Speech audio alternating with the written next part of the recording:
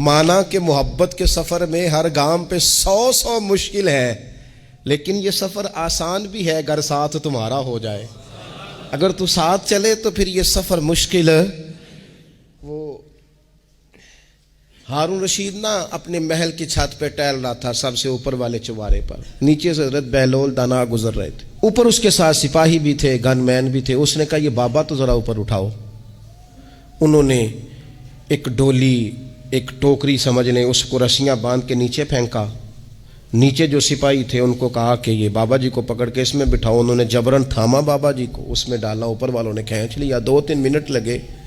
ہارون رشید کے سامنے حضرت بہلول دانا پہنچ گئے تو تھوڑے ناراض بھی ہوئے کہ یہ کوئی طریقہ تو نہیں نا بلانے کا۔ ملاقات ہوئی تو کہا کیوں بلایا؟ کہنے لگا ایک مسئلہ پوچھنا تھا۔ فرمانے لگے بادشاہ ہے نا، تیرے مسئلے پوچھنے کا بھی اپنا ہی انداز ہے، پوچھ مسئلہ۔ کہنے لگا بابا پوچھنا تھا کہ آپ اللہ تک کیسے پہنچے؟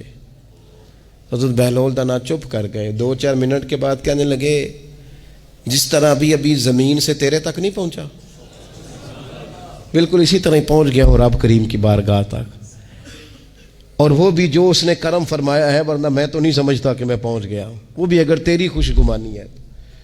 تو ہارون رشید کہنے لگا مجھے سمجھ نہیں آئی۔ فرمانے لگے تو بادشاہ جو ہے اتنی جلدی کیسے سمجھ میں آئے گی تجھے بات؟ فرمانے لگے اگر میں تجھ سے ملنا چاہتا نا تو میں ایک درخواست لکھتا، پھر کسی وزیر سے سفارشی سائن کراتا، پھر وہ جمع کراتا، پھر مجھے ٹائم ملتا کہ فلاں دن فلاں تاریخ فلاں ٹائم آ جانا، پھر آ کے میں لائن میں لگتا۔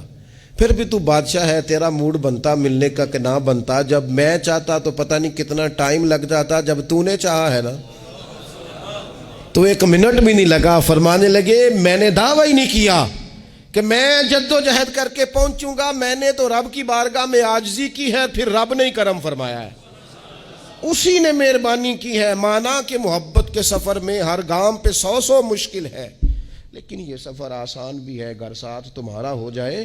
اس کے کرم کا ساتھ رہا ہے، اس سے عافیت مانگی ہے، اپنے آپ کو اس کے سپرد کیا ہے تو اس نے کرم کر دیا۔